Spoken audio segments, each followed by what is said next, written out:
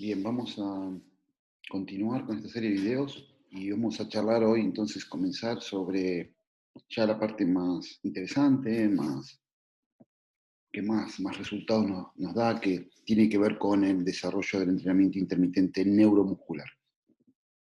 Como siempre, primero, evidencias científicas, para en el segundo video ya ver toda la parte programática, toda la parte de cómo podemos planificar y ejecutar este tipo de ejercicios y este tipo de entrenamientos. En los últimos años, en la última década, en las últimas década y media, ha habido una proliferación de la investigación y de la publicación de datos acerca de todo lo relacionado con lo neuromuscular. Una proliferación muy importante. Fíjense cómo el número de datos publicados, el número de papers publicados en el último tiempo ha crecido enormemente. Más allá de esto, es bastante complejo encontrar evidencia acerca de nuestra forma de ver. Vamos a hacer un análisis de algunos trabajos que tienen que ver con sistemas similares, parecidos, o con demostración de algunos elementos a tener en cuenta y otros a no tener en cuenta, pero bueno, la idea es hacer un pequeño recorrido por la bibliografía. Obviamente, el entrenamiento neuromuscular integral, que es una de las propuestas que aparecen en la bibliografía, es un modelo de entrenamiento que se define como un programa que incorpora actividades de fuerza y acondicionamiento general y específicas, con fuerza, estabilidad dinámica, zona media, pliometría, agilidad, que están diseñados para mejorar la salud y los componentes de la aptitud física, es decir, del rendimiento deportivo. Este tipo de entrenamiento es un programa de trabajo que incorpora variedad de movimientos funcionales realizados a alta intensidad y que aumentan parámetros de entrenamiento general, como los cardiovasculares, la fuerza, la composición corporal, la flexibilidad, pero también parámetros de rendimiento como la agilidad, la potencia, la velocidad y la fuerza. Es decir, que intente incorporar simultáneamente aspectos cardiometabólicos y aspectos neuromusculares, de salud y de rendimiento, y que abarca al conjunto de la población, pero donde hacen gran hincapié en la técnica, el adecuado desarrollo de las técnicas motoras fundamentales y la competencia para su realización. Se cree que es una necesidad primaria en el aumento de la actividad física. Fíjense cómo coinciden con muchas de las cosas que hemos dicho hasta aquí. La estrategia de entrenamiento de aumentar el fitness metabólico y neuromuscular simultáneamente es de gran valor para entrenadores. Es decir, obviamente esto se usó primero en la práctica y después aparece la evidencia científica. Aumenta la resistencia, la hipertrofia, la fuerza, la potencia. Le llaman entrenamiento funcional de alta intensidad. Y el circuito ha mostrado una relación eficiencia-tiempo adecuada para el estrés metabólico simultáneo con los aspectos neuromusculares, y esto es algo bastante importante. El aumento de habilidades atléticas generales reportadas con el mayor efecto de este tipo de trabajo, mejorar el rendimiento físico general, que le permiten tolerar mejor esfuerzo. Y sobre todo lo plantea este trabajo en la pretemporada, digamos. La pretemporada puede ser una herramienta muy útil. Nosotros podemos no coincidir con eso, pero esto es lo publicado. El entrenamiento funcional de alta intensidad es la tendencia de más rápido crecimiento en el mundo debido al ancho rango de mejorías tanto en el fitness como en el deporte. La capacidad de trabajo es la habilidad de completar entonces la máxima cantidad de trabajo mecánico en diferentes modalidades, de intensidad y de tiempo. Y se dice que mejoran por 4 aspectos. Porque mejora el dominio de rendimientos múltiples, es decir, la gran variedad de esquemas motores que estimula. Hace énfasis en los ejercicios funcionales, con todo esto lo que implica. Combina fuerza y resistencia, pero el foco lo hace en la alta intensidad. Después podemos ir discutiendo qué es la alta intensidad. Mientras el HIIT, tan publicitado, digo, ya he dicho, no uno escucha de HIIT cualquier cosa, pero pensando el HIIT en alta intensidad, y esto no es por encima de la velocidad crítica de umbral, sino por encima del consumo de oxígeno, es una modalidad que utiliza un único patrón de movimiento, carrera, bicicleta, remo, mientras que los circuitos funcionales son multimodales, usan el propio peso y además, si el propio peso para patrones universales de movimiento, pero además utiliza ejercicios tradicionales como squats, peso muerto, envión, pull-ups, saltos, etcétera, etcétera. Habitualmente estos ejercicios de fuerza y gimnásticos se realizaban por series y repeticiones. ¿Y esto qué implicaba? Que los procesos de recuperación eran muy largos. Yo trabajo un ejercicio, tengo mucha recuperación, lo vuelvo a trabajar. De esta manera, la densidad era tan baja que no generaba adaptaciones metabólicas, solo de fuerza. Sin embargo, si son planificados en circuitos, los mismos ejercicios no solo aumentan los fenómenos neuromusculares, sino los aspectos cardiovasculares, aeróbicos y anaeróbicos, es decir, la estimulación metabólica y cardiovascular simultánea. Después vamos a ver que la estimulación neuromuscular es un poco menor, ¿sí? Entonces uno ahí tiene que elegir entre si yo quiero aumentar la fuerza máxima o quiero aumentar la resistencia y la fuerza potencia. Esto es lo que elijo. Esto es lo que elijo, depende del deporte. Esta elección puede ser definitiva o puede ser por el momento del macrociclo. Dependerá el deporte al cual estemos trabajando o la actividad a la cual estemos trabajando. Se propone un ejercicio con el propio peso corporal, vuelven a hablar mucho de los patrones de reclutamiento universal y además multiplanares, no solo en una única dirección, y esto también es muy importante desde el control motor, con sesiones intensas, variables, cortas y estresando los sistemas metabólicos, generando beneficios en el aumento de la potencia aeróbica, capacidad anaeróbica, resistencia muscular, fuerza, potencia y cambios en la composición corporal. Y ahí están siempre las citas, los autores de las cosas que estoy diciendo. Los altos niveles de estrés metabólico producidos por el entrenamiento funcional de alta intensidad son también si solo se realiza ejercicio de fuerza, pero que aumenta si yo comparto simultáneamente ejercicio de fuerzas y estímulos aeróbicos. Entre 20 segundos y 4 minutos es lo que dice este trabajo. Ustedes ya hemos dicho, está el cansancio. Yo no estoy de acuerdo, pero tengo que tener honestidad intelectual y mostrar lo que los autores dicen. En general se ve que ejercicios en patrones de movimientos explosivos para miembros inferiores y cargas moderadas para los miembros superiores. Esto es lo que plantean estos trabajos. Se pueden usar ejercicios olímpicos, saltos pliométricos, y en general se eligen ejercicios que me obliguen a mayor velocidad por encima de mayor nivel de fuerza máxima. Por eso es que se trabaja a valores intermedios cerca de la fuerza potencia en un RM, si al 50% un RM, 30-60 un RM, y es raro que se supere el 80% de un RM cuando queremos hacer ejercicios puros de fuerza. Si quisiéramos aumentar la fuerza máxima, ya deberíamos ir a un sistema de series o de repeticiones y no circuitada. Esto depende del objetivo que tengamos y esto es muy importante. El entrenamiento en bloque contra entrenamiento complejo muestra que no hay mejorías en salto y fuerza de entrenamiento complejo. ¿Sí? Digo, esto está claro. Una cosa es trabajar sobre valencias máximas y otra cosa es trabajar sobre repetición de alta calidad de valencias submáximas. Esto es la elección. ¿Se pueden complementar en diferentes sesiones? Sí, pero no en la misma. O por lo menos no en la misma parte de la sesión. ¿Qué quiero decir? Uno quiere aumentar la fuerza máxima, hay un trabajo de serie y repeticiones. Después quiere hacer un circuito, lo puede hacer.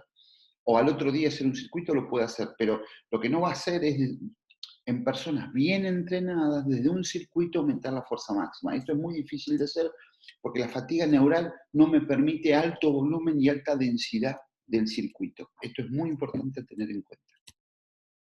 Se comparó un circuito y sus respuestas cardiovasculares. Fíjense, 5 pull-ups, 10 push-ups, 15 squats, propio peso, 20 minutos contra 20 minutos de carrera a alta intensidad, al 90% del consumo de oxígeno, perdón, 90% de la frecuencia cardíaca máxima, y no hubo diferencia en el estrés oxidativo. Digamos, el circuito generó tanta estimulación, tanto estrés, como los entrenamientos tradicionales metabólicos.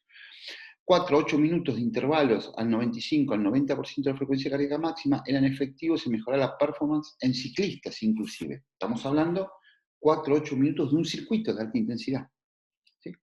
Con una frecuencia cardíaca similar a los entrenamientos metabólicos clásicos. Circuitos de fuerza de 6 a 8 repeticiones al 85%, con recuperación corta entre los ejercicios y mayor entre las series, digamos, serie, nosotros ya saben ustedes, proponemos de 6 a 10 minutos, con una pausa muy corta entre los ejercicios, con 2 a 3 minutos de pausa entre las series, ha demostrado que el número de repeticiones de alta intensidad de ejercicio y levantamiento de pesas tiene potencial para el desarrollo de resistencia, hipertrofia, fuerza y potencia. Este estudio demostró que series de ejercicios de pocas repeticiones, de fuerza y velocidad, menor de 6, 2 veces por semana, durante 10 semanas mejoró lo neuromuscular, lo antropométrico y lo metabólico.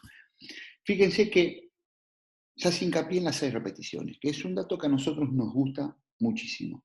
6 repeticiones para nosotros es la duración.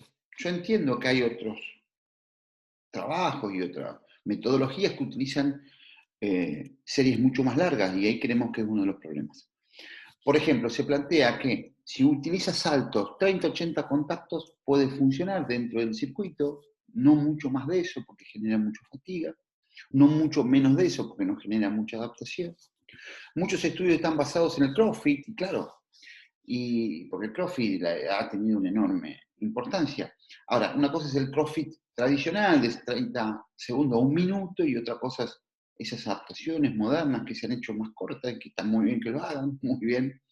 Pero fíjense cómo también desde el CrossFit se ha mostrado un aumento inclusive de los aspectos metabólicos. Se plantea en este trabajo muy interesante que la percepción subjetiva de fatiga es un monitor muy válido para este tipo de trabajo. Estamos hablando o la escala de Borg o la escala de Borg modificada, que es la que usamos nosotros, de 0 a 10, y eso puede ser una gran utilización de trabajar a 8, por ejemplo, a 7, 8 de percepción subjetiva de fatiga, puede ser un gran elemento para el desarrollo. Además, la percepción subjetiva de fatiga me da una relación que yo puedo preguntarle de piernas o de aire, y ahí estoy sabiendo si la fatiga tiene más que ver con lo neural o la fatiga tiene más que ver con lo metabólico, y en función de eso ajustar las cargas. Si la fatiga es neural, le bajo el porcentaje de carga; si la fatiga es metabólica, o le aumento un poco la pausa, o le bajo el número de repeticiones, depende de lo que esté haciendo. Entonces, es un dato que me permite corregir en el momento el circuito.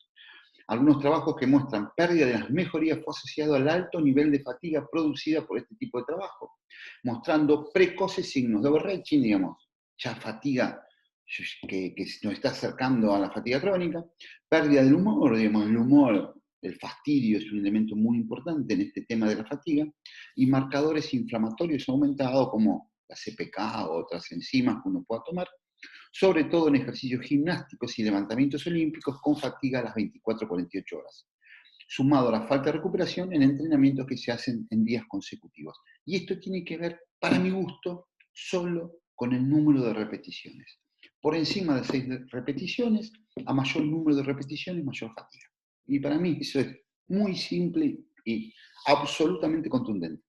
Yo sé que parezco exagerado, pero para nosotros es cuando aparece agitación o un número de repeticiones muy altas, esto se relaciona con la fatiga y con la lesión deportiva.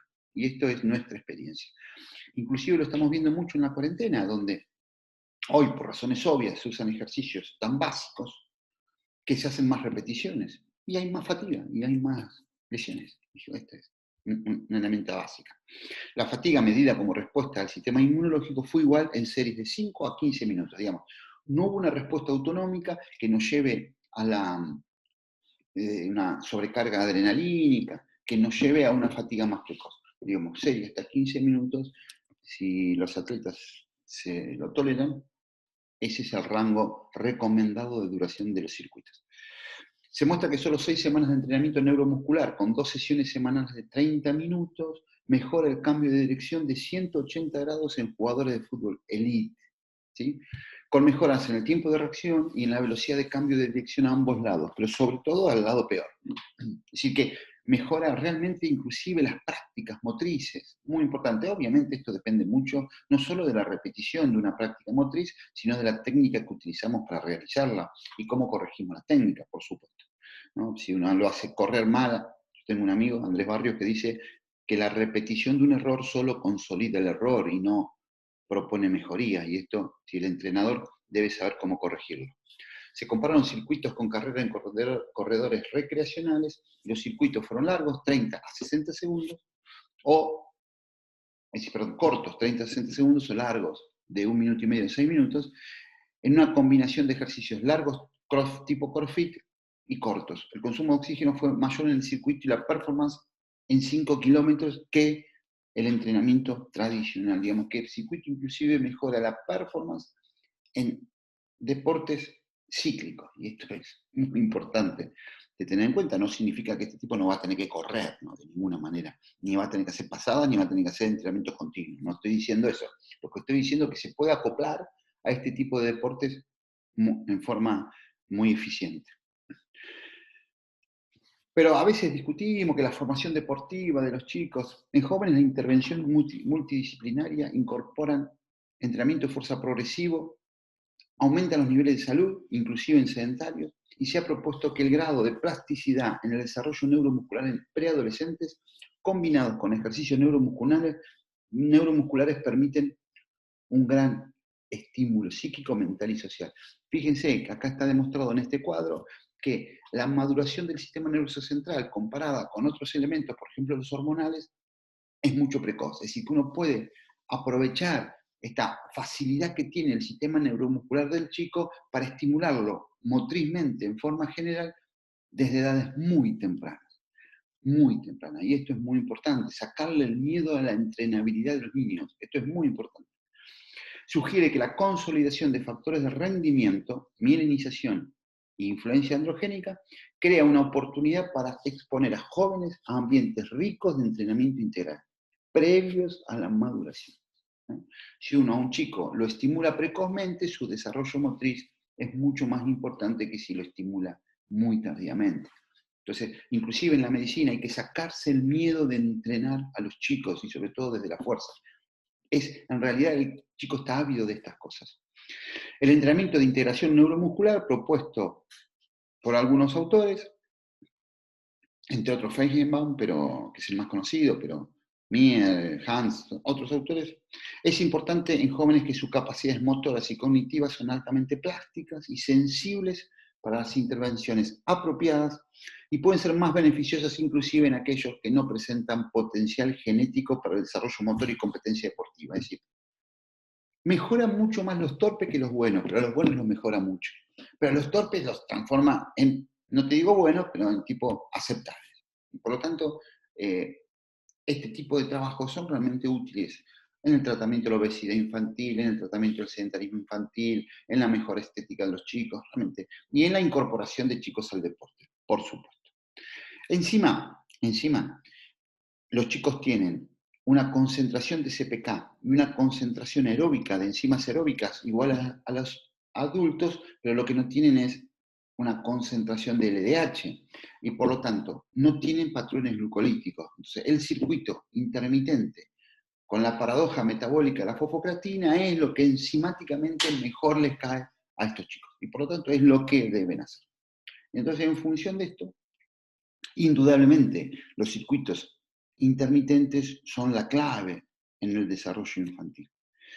Pero claro, digo, uno buscando cosas, y hay un autor que a mí me gusta mucho, que es Gilles Cometti, él planteaba en forma práctica, hace ya unas décadas atrás, que el concepto de la pirámide, donde yo tengo una base aeróbica a partir de las cuales voy a desarrollar las fases de potencia y velocidad, implicaba que el desarrollo de fibras lentas desde la base aeróbica me permitía desarrollar las fibras rápidas. Y él dice, muchacho, de ninguna manera.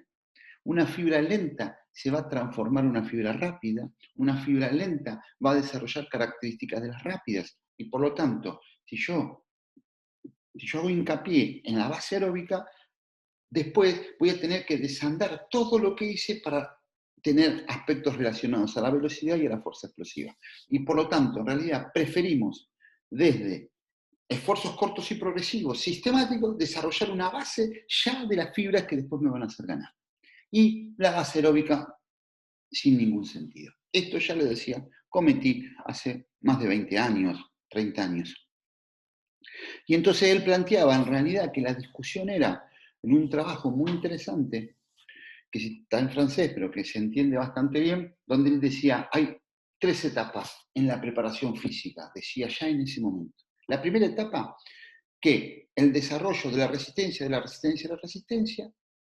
daba pie al desarrollo final, a más tardar, posteriormente, de la fuerza. Después apareció una segunda etapa donde decían, bueno, resistencia y fuerza simultánea. hacemos sesiones de resistencia, hacemos sesiones de fuerza. Para finalmente estar en la tercera etapa, donde a partir de circuitos de fuerza desarrollamos la resistencia. Fíjense qué simple, qué gráfico y qué claro era lo que planteaba Cometti. Entonces él decía, sí, yo desde ejercicios explosivos puedo desarrollar la fuerza, pero desde la repetición de circuitos explosivos, lo que voy a desarrollar desde el punto de vista cuantitativo es la resistencia. Muy clarito y muy interesante. Bueno, nosotros obviamente es de los autores que más nos ha gustado en la historia y es para nosotros aquellos que marcaron claramente el camino. Bien, evidencia científica mostrada bastante rápido, porque en realidad la mayoría de los que están escuchando son más prácticos, y por lo tanto nos parecía que era pero nos parecía que era importante primero fijar que no somos locos que decimos cualquier cosa, sino que somos locos, pero que decimos cosas basadas en la evidencia y sobre todo basadas en la experiencia, que es lo que voy a mostrar en el próximo video. Muy bien, hasta luego.